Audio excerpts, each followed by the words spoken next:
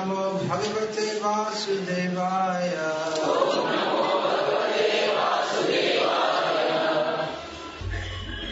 Srimad Bhagavad-gita as it is, translation and commentary by His Divine Grace A.C. Bhaktivedanta Swami Prabhupada, founder Acharya of ISKCON. Chapter 9, text 14. Satatam kirtayanto mang yatantascha drudavrataha namasyantascha mang bhaktya nitya yukta upasate. Translation. Always chanting my glories, Lord Krishna says, endeavoring with great determination, bowing down before me, these great souls perpetually worship me with devotion. Purport. The Mahatma cannot be manufactured by rubber stamping an ordinary man. His symptoms are described here. A Mahatma is always engaged in chanting the glories of the Supreme Lord Krishna, the personality of Godhead. He has no other business. He is always engaged in the glorification of the Lord. In other words, he is not an impersonalist. When the question of glorification is there, one has to glorify the Supreme Lord, praising His holy name, His eternal form, His transcendental qualities, and His uncommon pastimes. One has to glorify all these things. Therefore, a Mahatma is attached to the Supreme Personality of Godhead. One who is attached to the impersonal feature of the Supreme Lord, the Brahma Jyoti, is not described as Mahatma in the Bhagavad-gita. He is described in a different way in the next verse. The Mahatma is always engaged in different activities of devotional service as described in the Srimad Bhagavatam, hearing and chanting about Vishnu, not a demigod or human being. That is devotion. Shravanam, Kirtanam, Vishnu and Smaranam, remembering Him. Such a Mahatma has firm determination to achieve at the ultimate end the association of the Supreme Lord in any one of the 5 transcendental rasas. To achieve that success, he engages all activities, mental, bodily and vocal, everything, in the service of the Supreme Lord, Sri Krishna. That is called full Krishna consciousness. In devotional service, there are certain activities which are called determined, such as fasting on certain days, like the 11th day of the moon, Ekadashi, and on the appearance day of the Lord. All of these rules and regulations are offered by the great Acharyas for those who are actually interested in getting admission into the association of the Supreme Personality of Godhead in the transcendental world. The Mahatmas, great souls, strictly observe all these rules and regulations, and therefore they are sure to achieve the desired result. As described in the 2nd verse of this chapter, not only is this devotional service easy, but it can be performed in a happy mood. One does not need to undergo any severe penance and austerity. He can live this life in devotional service, spiritual master, and in any position, either as a householder or a sannyasi or a brahmachari. In any position and anywhere in the world, he can perform this devotional service to the Supreme Personality of Godhead and thus become actually Mahatma, a great soul. I chose to speak on this verse because in this verse, more than any other verse of Bhagavad-gita, Lord Krishna is stressing on chanting the holy names of the Lord.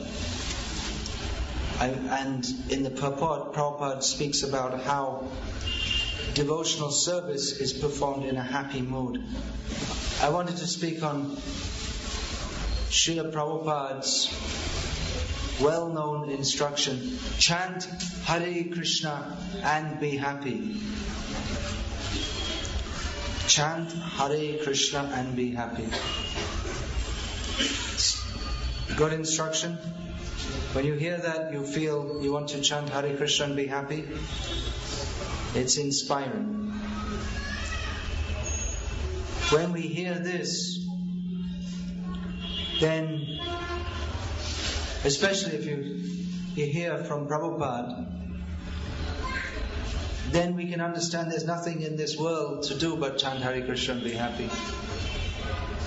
Many devotees wanted to come to Prabhupada, telling him about all their problems, and everyone has many problems.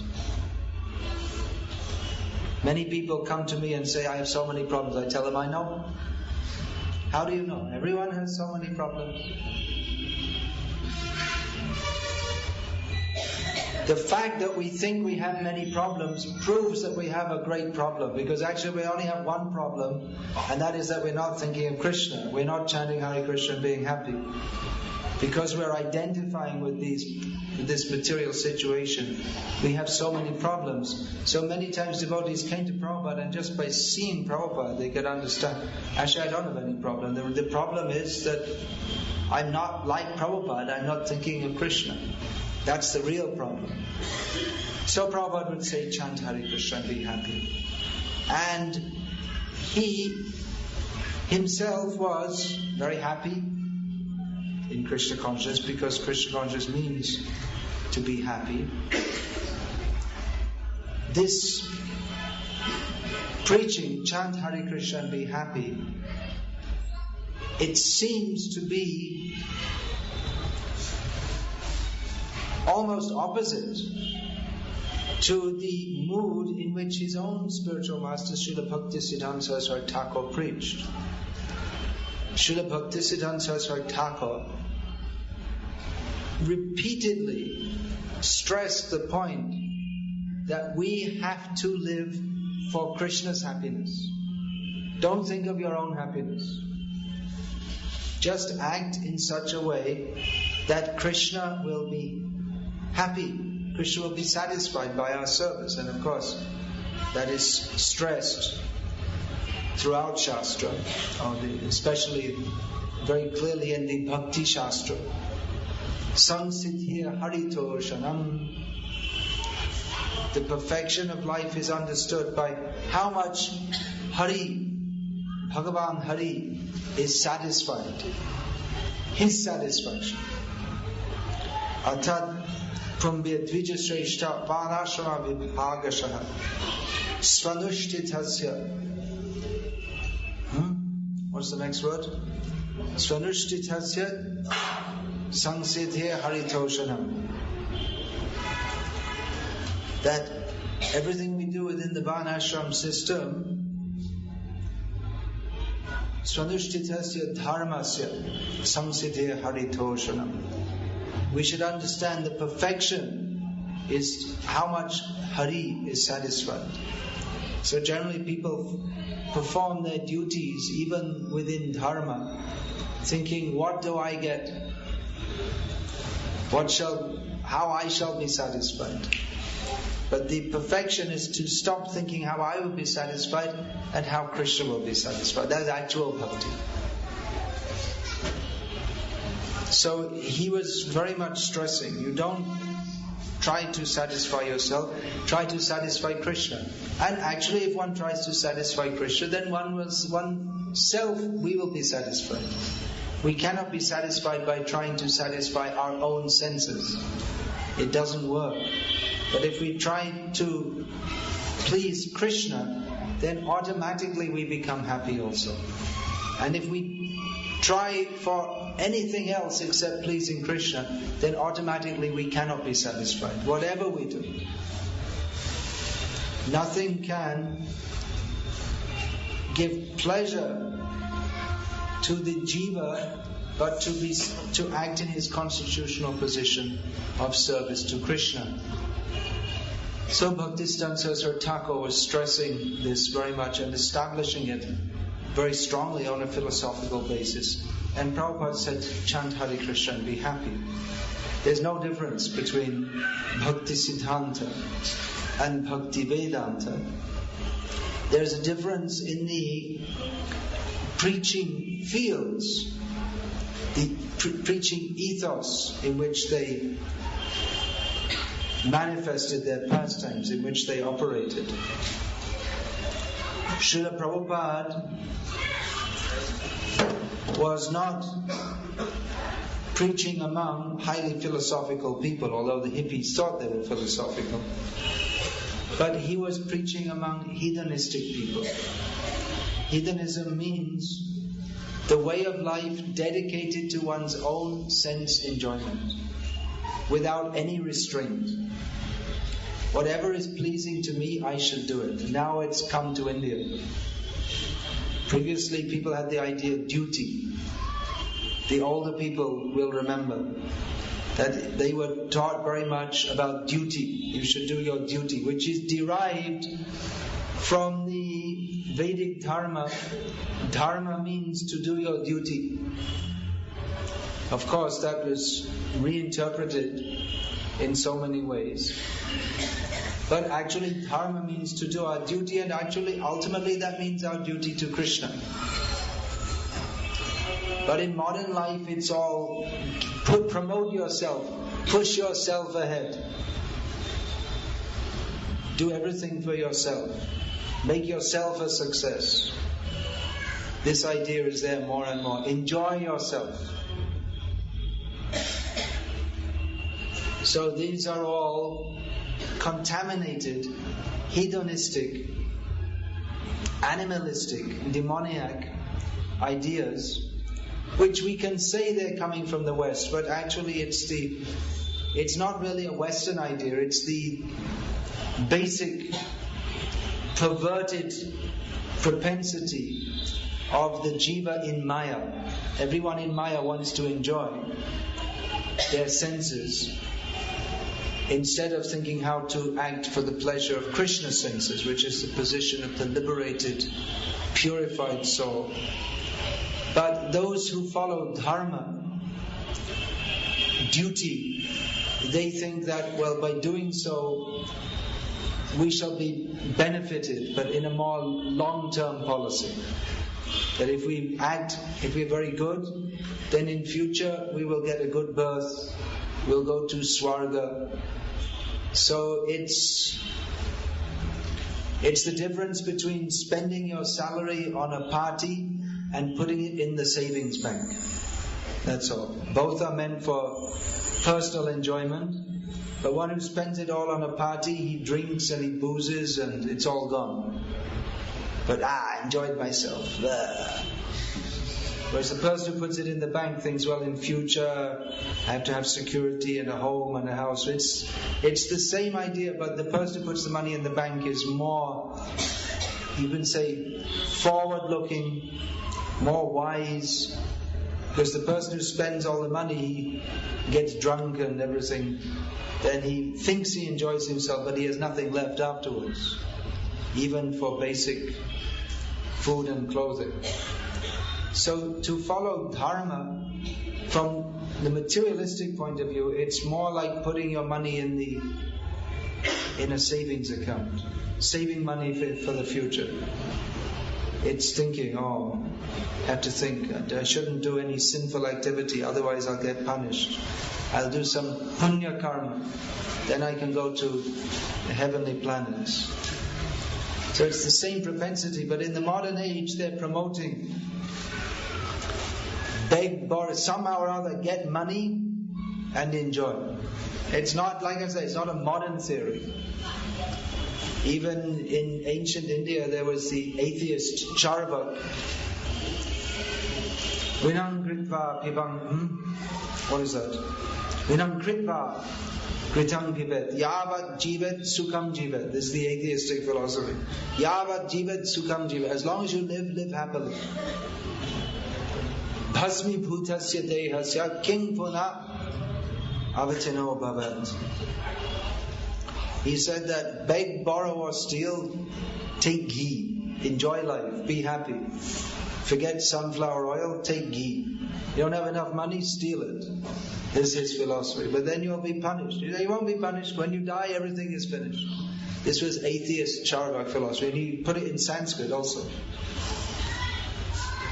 Interestingly, he didn't say eat meat, he said take ghee. Even the atheists, they were more cultured.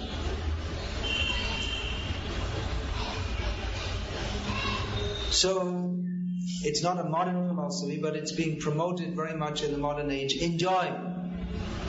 Be here now. Live now. enjoy your senses grossly. So Prabhupada, of course, he spoke philosophy all the time, but he stressed this point: chant Hare Krishna and be happy. When we hear that, we think, okay, good. I want to be happy. Can get happy by chanting Hare Krishna. Okay, good. I'll do it. Everything is judged by how happy I can be. Doesn't matter. Everyone else should go to hell, but I should be happy. Everyone else, let others suffer, doesn't matter, I should be happy. There's one story, Shah of Iran in the 19th century, Shah of Persia at that time. He visited London. So they showed him so many sights. They took him around. There's one, the Tower of London, where they used to execute political prisoners. And they showed the guillotine, which is a machine invented by a Frenchman by the name of Monsieur Guillotine. So they call it the guillotine. It's some kind of device. You put your head there and they drop the blade, heavy iron blade, and very efficiently your head is cut off. So they showed that to him. He said, oh, that's very interesting. Can you show me? You can show me someone? He said, no, we can't show you. He said, well, why not? He said, well, you just can't kill him. He said, well, if you don't want to put one of your men, I'll take one of my party. I want to see. Show me how someone's killed by this. Looks interesting. He said, no, we can't. It's against the law. I'll give one of my men. No, even then we can't do it. He said, you don't know what a king is? I'm a king. You should just let me do whatever I like. So everyone thinks I'm a king. I should do whatever I like. I want to enjoy by seeing someone killed. Okay, it doesn't matter. We can enjoy for fun. You may think, well, that's an extreme example, but that's going on all the time. People are eating meat, chickens all the time. You go and I don't know about in the city so much. You go outside the city, every morning you'll see someone going on the bicycle from the village to the town, and on their bicycle they'll have tied up 50 chickens, and they're all going because they know now we're going to be killed, and they don't care. The chickens are tortured, but people don't care because tasty. They don't care. They're killing. They don't think there's so much suffering. Chickens, cows, fish, so many killing and eating. And I'll become strong.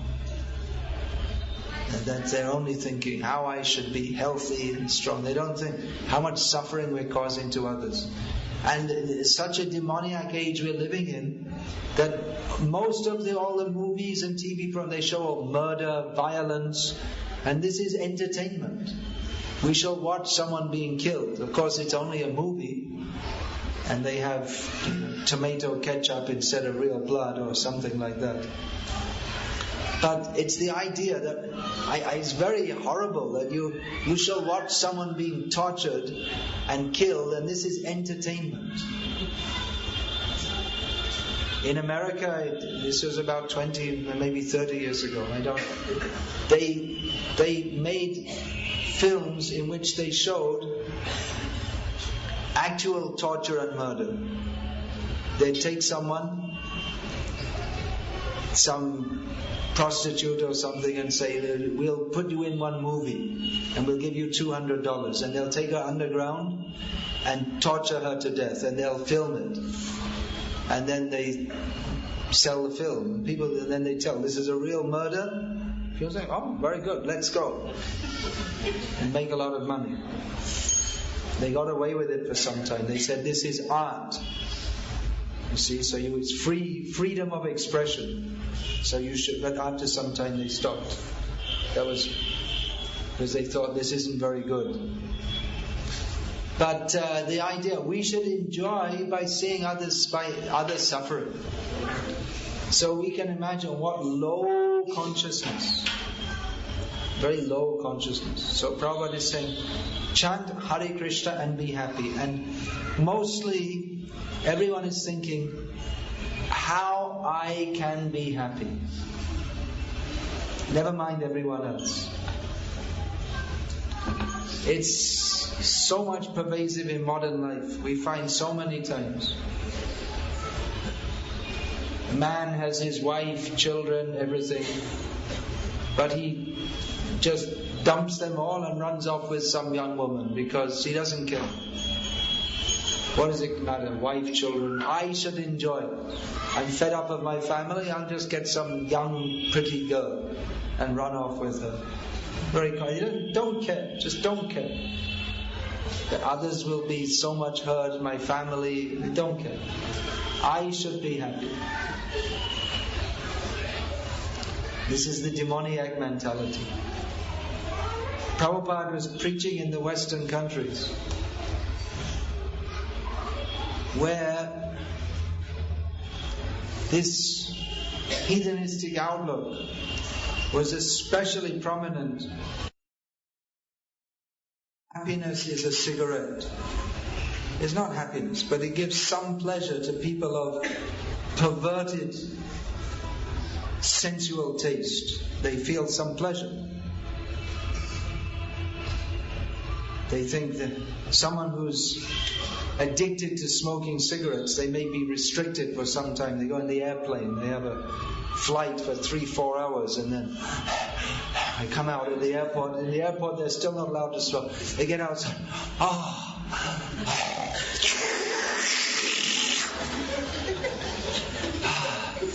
They feel some pleasure. What is that pleasure? Some horrible flavor. But because they're addicted, they think this is pleasure. So they equate the interaction of the senses with the sense objects with pleasure. So kirtan, actual kirtan means to chant the names of Krishna for Krishna's pleasure. But kirtan can appeal to people even on the lowest platform because they perceive it as something that I can join in and I can enjoy. Other process, if we ask, sit down and you listen to some philosophical lecture, of course, some people are coming, you are coming.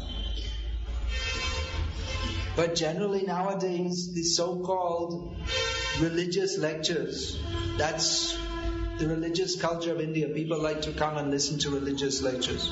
I've been told, I haven't seen myself, they have these TV channels, Asta, Sanskar, there may be some others now also, religious channels, that mostly the Swamis who are speaking there, they talk about how to improve your health by water treatment, or they tell a lot of jokes.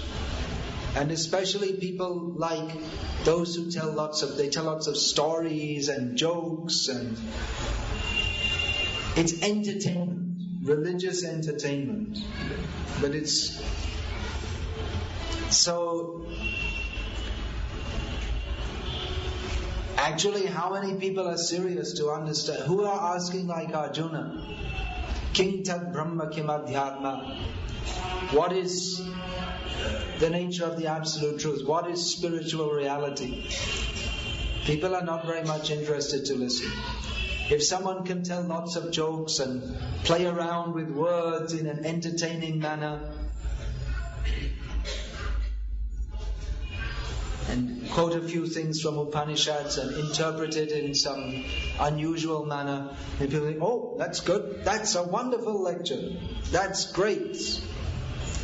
But if someone comes and tells that now you have to reform your life, you have to understand we're not meant for personal enjoyment, we're meant for Krishna's enjoyment. If we actually want to serve God, who's the supreme pure, then we have to lead a pure life. There's no question of religious life as long as we're eating meat and taking intoxication. There's no question actually of understanding God as long as we're endeavoring for material happiness in any way. We can preach to people, you chant Hare Krishna. Yes, you do your job and you make lots of money and you enjoy life and chant Hare Krishna. We can preach like that. And many people say, oh yes, that's right, I like that, that's good. But if we actually tell that everything in this material world is temporary and it's all useless, and even if you become the President of America or President of India or whatever, or even if India becomes a superpower, it's all useless, all meaningless. Everything in this material world that is conceived of without relationship to Krishna is useless, and we don't care whether you're an MSc or a PhD. You chant Hare Krishna and surrender to Krishna. We say like this, people think, oh, I don't like this. What are they talking like that for? People say, oh, you're a PhD. Oh, okay, very good. Yeah. Oh, yeah, sure. That's all right.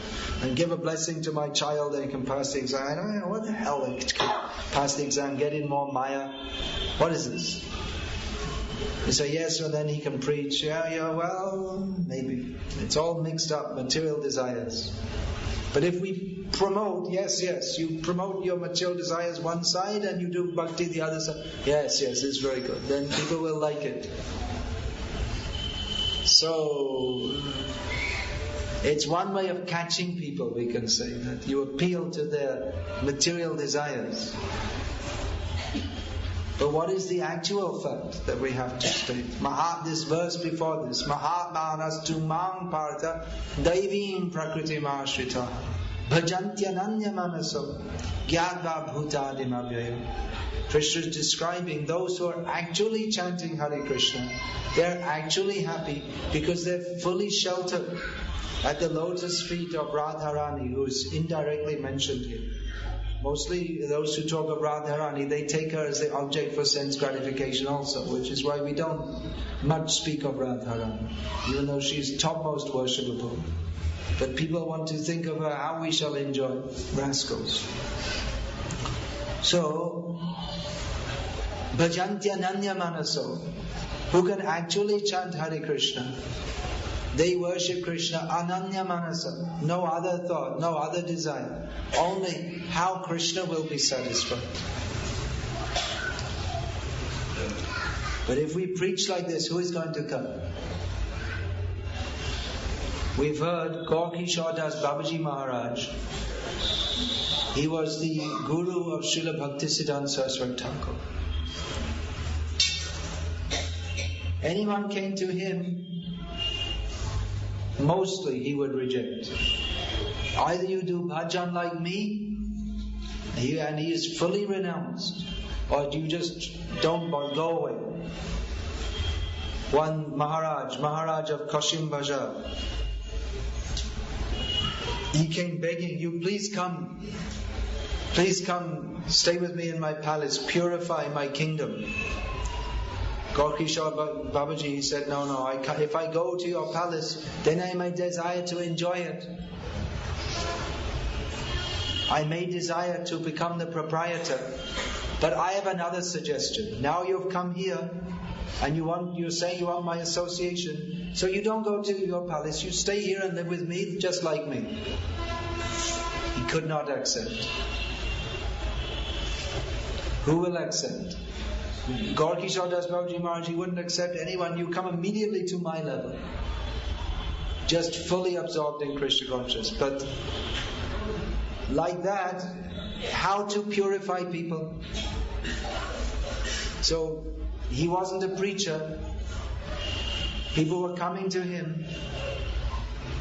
He didn't want to be bothered, so he went to live in the latrine. Because he thought, if I live in the latrine, people will think this is an impure place, I won't come, it stinks. So he wanted to avoid all the people. You just don't bother me, I want to chant Hare Krishna. Here's one disciple, Bhaktisiddhanta Saraswati. He preached, so many people came. He preached Krishna consciousness. But he was more lenient. Because if you say immediately everyone must fully surrender to Krishna, then who will come? And how will people be purified? So preaching means you have to make some concession. You have to, at some level, you have to accept, yes, you practice Krishna consciousness like this. There must be some standard. If we say everything is okay, you just chant Hare Krishna. Well, we also say that. We say anyone can come, you come to the temple, chant Hare Krishna, as long as you don't cause a disturbance, you can come. And then at home, if you eat meat and this and that, well, that's up to you. But if you want to be serious, then you follow all these programs. But we don't insist. We don't say no meat eaters allowed. Yeah, everyone can come. You come. But then if you want to be serious, then you have to follow the principles. So like that. Everyone come, chant Hare Krishna, and then if you want to be serious, we'll tell you, these are the rules and regulations, follow them, do this, don't do that. Then you can gradually become advanced. So there is some concession. If we say, put a sign at the door, no one should enter who has any material desires,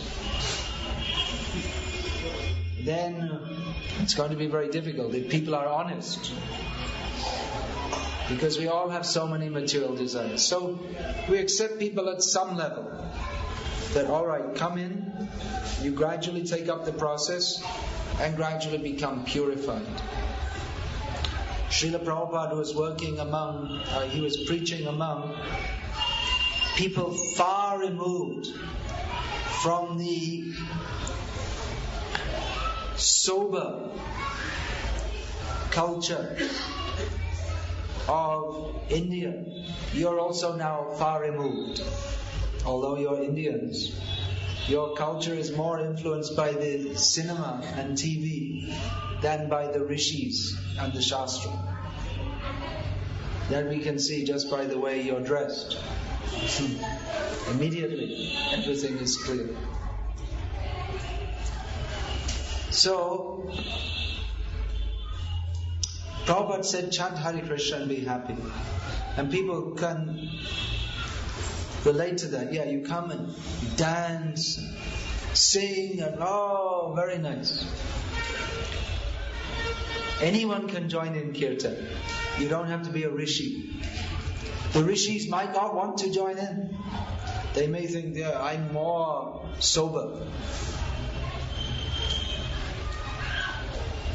Previously, people like to, in India, people like to do puja, part, dhyana, japa. This requires some sattva gun. To sit and do puja every day requires some measure of sattva gun, doesn't it? You have to sit down very peacefully. It takes time. Nowadays people are rushing off to the office. You have to sit peacefully. Not puja you can't do rushed. That's not proper. Puja has to be done with dhyana, meditating on the Lord. Of course there are also persons who worship Kali, and within that, that's tamasi. They're worshipping Kali and cutting the goats.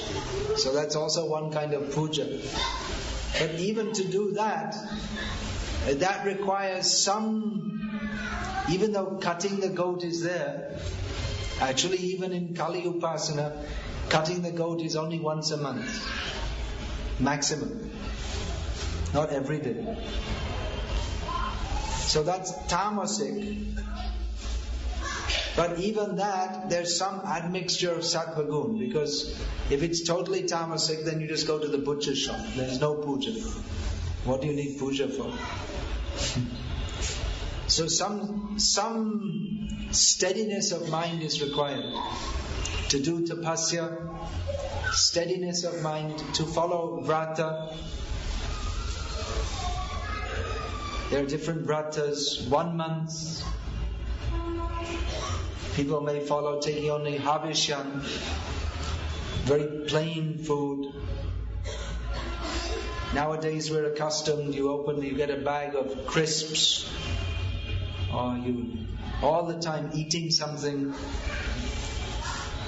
But following these vratas.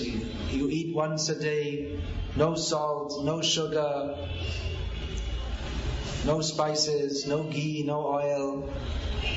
So it requires steadiness of mind to do this.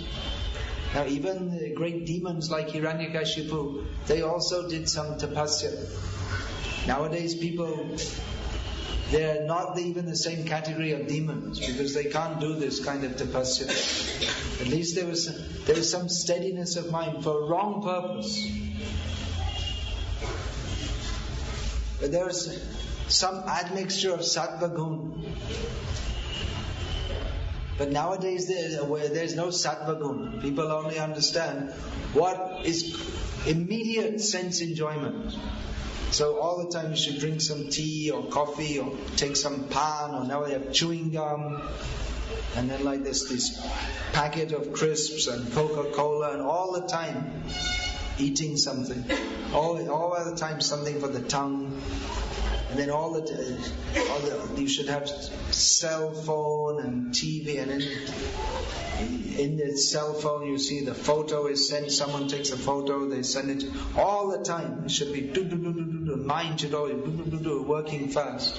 Always something new. So kirtan is actually the highest spiritual activity. But Krishna Kirtan is such, it's especially meant for Kali Yuga, in which everyone can immediately take part in that. Everyone will appreciate.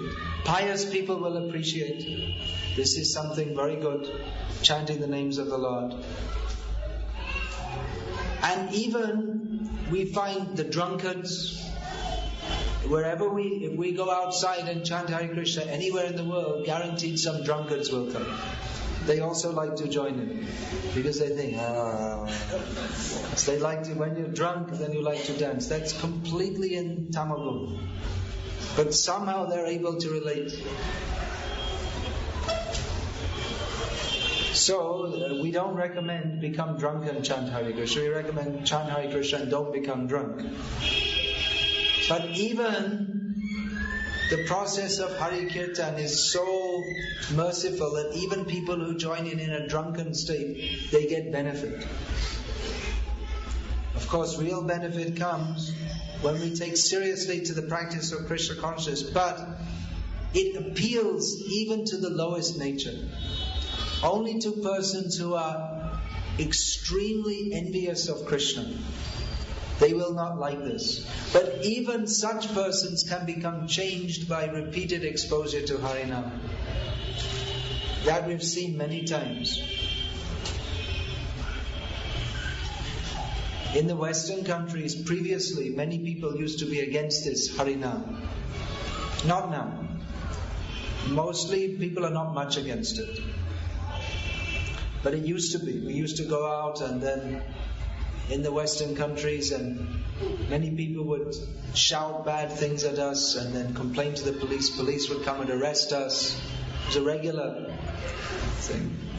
But we saw gradually people, they came to like it, because that is the nature of Hare Kirtan, that it has a purifying effect. Mostly in India I see rarely people are against it. I remember once at Calcutta Book Fair we were chanting, and some communist Bengalis, they were very much against, shouting and trying to stop it like this.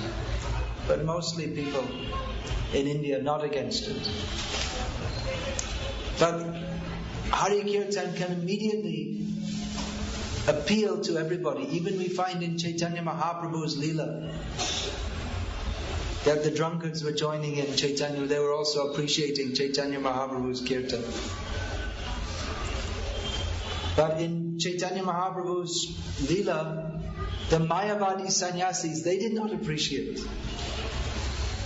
So Vrindavan Das Thakur, the author of Sri Chaitanya Bhagavat, says that the drunkards who were rejected from society, they were better than the Mayavadi sannyasis who were so much respected because they appreciated Hare Kirtan. What is their appreciation? Drunken appreciation. Not a long way from actual bhakti. But somehow or other they thought, oh, it's very nice. Whereas the Mayavadis, no, this is wrong. This is bad. Don't do this. So, of course, Chaitanya Mahaprabhu, he also attracted he went and because the Mayavadi sannyasis, they appreciate scriptural discussion. So on the basis of scriptural discussion, Chaitanya Mahaprabhu showed them that the actual zenith of Vedic knowledge is to chant the holy names of Krishna. Hare. Rig Veda to Yajur Veda, Sama Veda Piyatarvanaha, Adhitas Tena Yenoktam Harir Ityakshara Dvayam.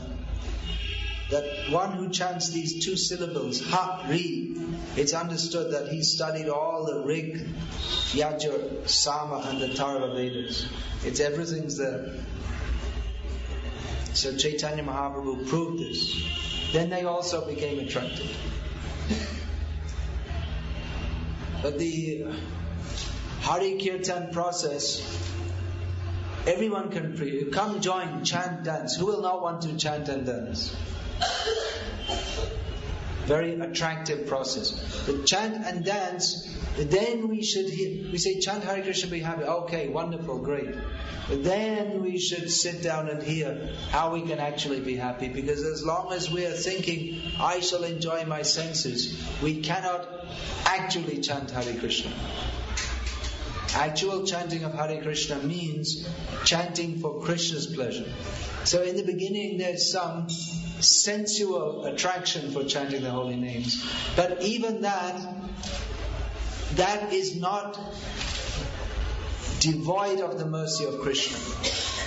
Krishna is so merciful that even one who takes to the chanting of Hare Krishna out of some sensual motive, then Krishna gives some mercy.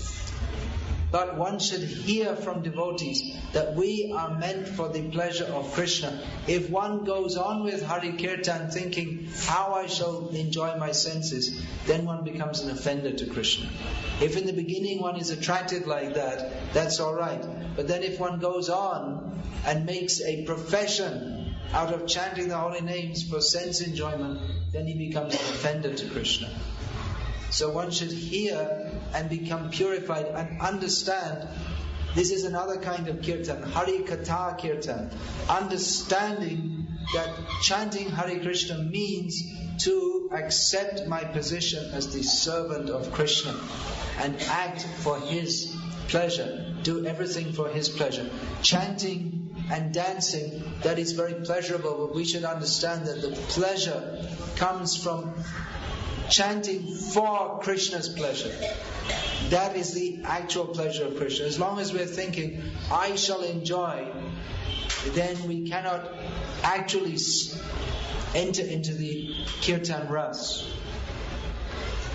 That's why there are so many cassettes of popular singers who by the grace of God have got a very good voice, and they sing the bhajans in a very melodious manner, and people say this is very nice. But they're not bhaktas. They're prostitutes. You pay them, they'll do it. You tell them you come and chant Hare Krishna, they'll sing Hare Krishna. You tell them you come and sing Sai Bhajan, we'll pay you. They'll sing. They don't care. For them it's money. They're not chanting Hare Krishna, how will satisfy Krishna. They're chanting Hare Krishna. How much are you going to pay me? This much. No, it's not enough. Pay more. Then they think, well, shall I do it or not? Is it enough money? What do you think? Is that enough to pay for the payment on the car? Okay, all right, I'll chant Hare Krishna, but give us some more. They'll bargain. It's a contract. They're not doing it for love of Krishna. But they sing like that, as if it sounds as if they're full of bhakti, but they're full of material desire. And people who are full of material desire, they like to hear, oh, it's very nice, this bhakti. But this kind of so-called kirtan will never get bhakti, even in millions of years. You have to kirtan, chanting should be heard from the lips of a pure devotee. Listen to Prabhupada chant. Now we may say, well, that's not very sweet or melodious. That is the chanting of a pure devotee of Krishna. When Prabhupada is chanting, Krishna is fully present. By Prabhupada's chanting, the whole world is chanting Hare Krishna. And these so-called sweet bhajan singers, then others may imitate just out of the melody because they think it's something I like to hear. But that's as far as it goes. And they'll sing anything. If you're thinking the melody is nice, then you can sing anything. They'll listen to some bhajan and then a cinema song and whatever. It's all the same. Because for my pleasure, how I shall enjoy it. We want to make Krishna our household servant. Krishna is not our household servant. So what does it mean to be the servant of Krishna? That we have to learn from the pure devotees. So in the beginning, you may say, all right, come. You come, be happy. You will get peace. And actually it's a fact. People, when they take to Krishna consciousness, then they feel some relief from the anxiety of material existence. But actual bhakti doesn't mean how I shall get peace. You go to some Swami and he teaches you some breathing techniques by which you can relax, and then you feel some inner peace. So yes, and we think this is religion. It's not religion. It's got nothing to do with religion. Doing some meditation so that you can get some relaxation from the anxiety of your material life. This is nothing to do with religion. That's all. It's just another form of sense gratification. That's all. That I am working so hard for sense gratification, and I get full of anxiety, so I do some so-called meditation to relax, and then I feel more peaceful. That's my sense gratification. So bhakti means Rishikena Rishikesha Sevanam Bhakti Ruchyate, to act for the pleasure of Krishna. But if we say this to the hedonistic people, those who are interested only in their sense enjoyment, who will come? So we present, it is good for you. The sign is out there. What is that? Key to victory. Read Bhagavad-gita as it is. What else is there? For success, I saw the sign as we were coming. Read Bhagavad-gita as it is. For successful life. People think success, that means I will get a lot of money, I will become rich, I will have a high position. People think this is success. Actually, it's true. If you read Bhagavad-gita, your life will be successful. So people read that, oh, success. But when they read success, they process it in their perverted thought process in one way. We say be successful. It's true, you'll be successful means you'll give up all these stupid ideas of becoming a success in the material world and understand that the actual success of my life is to surrender to Krishna. But if we say that, who will come? We say, be successful. Oh, okay, then, yeah, okay. I read Bhagavad-gita, then I'll become successful, and I'll be number one, and everyone will praise me. It's a demoniac way of thinking. So, saying like that, but the idea is you should take this book and then understand what does it mean actually to be a success. Success means to get free of all these rascal ideas that we're being trained in throughout life. Our loving parents, our teachers, they're all teaching us how to go to hell. So we should learn from Bhagavad-gita as it is, what it means to surrender to Krishna. So maybe, I don't know, this is too much for all of you. We should have just told you, chant Hare Krishna and be happy. But We should understand what it actually means. So if you want actual happiness, then please chant Hare Krishna. If you want to be cheated, then don't come here. This place is not meant for cheating. There are so many cheaters there. So many cheaters in the name of Bhagavan, or not even in the name of Bhagavan. Some of them call themselves Bhagavan. But Bhagavad-gita as it is not meant for cheating. Krishna did not speak to Arjuna to cheat him. You can say Prabhupada cheated. In one way you can say. You come here, you chant, you take prasad. But not really cheating, because he wanted to give people actual knowledge. But he brought them in at one level and brought them up to the highest level. So in our preaching of Krishna consciousness also, those who are preachers of Krishna consciousness, they shouldn't think that preaching means simply to tell people chant Hare Krishna and be happy. Alright, that's true, but you have to explain how to be happy. You have to explain this philosophy of Krishna consciousness. Krishna consciousness is not meant for making some arrangement so that we can be happy in this material world, which is also possible to do through a religious institution. Most of the religious institutions in this world, they're fully dedicated to the material happiness of its members, especially the leaders, because people think you come to the guru or the priest and he gives you a blessing, and then your material life progresses by the blessing, and you give him some donation. So definitely you can expect that all the worst class of people will become religious leaders, because it's the easiest way to cheat people. All you have to do is pretend to be pious, and people come and they respect you like anything, and they give you money, and you don't have to do anything. So you can expect all the worst cheaters, they'll come.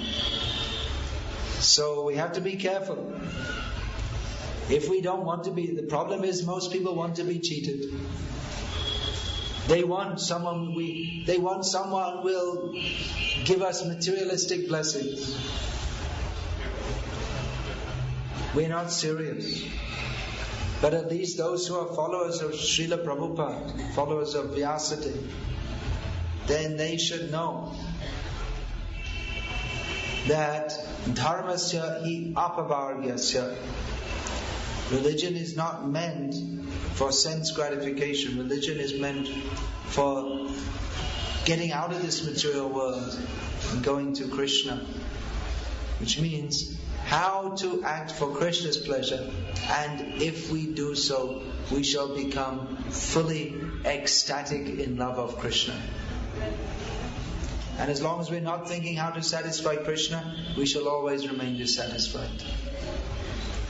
But if we're thinking, I shall serve Krishna, so I shall become happy, as long as we're thinking like this, it doesn't work. We have to become so much absorbed that we don't even think of our own happiness. This is the actual goal. It's a very high goal. So we may go gradually, but we should know what the goal is. We shouldn't get stuck at some point. Otherwise it's very easy to propagate some mixed up thing. People like feed the poor, build hospitals, and stick a picture of Krishna, and then we'll call it Krishna Bhakti. But we have to see what is everything. It's not that we just stick a picture of Krishna on top and it all becomes Bhakti. We have to see exactly what Krishna wants us to do and act in that way. That is Bhakti. Not what we have our own idea and then we do it in the name of Krishna. That's not Bhakti. People like, if you do some mundane welfare work, they'll say, oh, this is wonderful. And stick Krishna on the top and call it Bhakti. No. Even this idea of prasad distribution, we're feeding the school children so they can get better degree. What do we care? They get better degree. They're all going to school. They're all teaching them how to go to health. Social studies. We eat meat, we eat fish, we eat eggs. So, if we promote that we're feeding these school children, you'll say, oh, that's very good. If we tell people we only want to give these people prasad so they can get spiritual benefit, then people are not interested.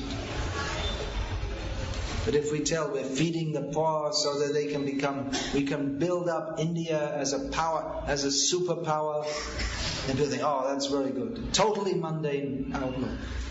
India become a superpower, and in the meantime you'll become dead and you'll get born in Pakistan, and then you'll get an Indian bomb dropped on your head from the superpower. People are foolish. So we have to be careful with this appealing to the foolishness of fools. We have to be very careful that we don't ourselves become foolish. The problem is, if we're talking nonsense, we may think, well, we'll appeal to the foolishness of fools. We'll say, you give a donation to feed the school children. But then we also start thinking, yes, we have to feed the school children. And then our own consciousness becomes mundane. So take these books, read these books. You want to know what Prabhupada came to give us? Well, this is what he came to give us. He came to give us Bhagavad-gita as it is. He just came at the right time. Bhagavad-gita yatha tatam yatha rup. So you want to know what is the truth? Who dares? Who dares to be like Arjuna? And take this book, and you can see what Krishna said to Arjuna. Don't take Bhagavad-gita with all interpretations of rascals. You take Bhagavad-gita as it is, then you can understand. So many people are misinterpreting Bhagavad-gita. You can understand what Krishna is saying to Arjuna. You read this. If you're prepared, you follow Arjuna. If not, then you just have to go to hell. That's all. Because that's where everyone's going. Especially in this modern age. So chant Hare Krishna and be happy, and read Bhagavad-gita as it is, and follow Prabhupada, and then you can actually be happy and go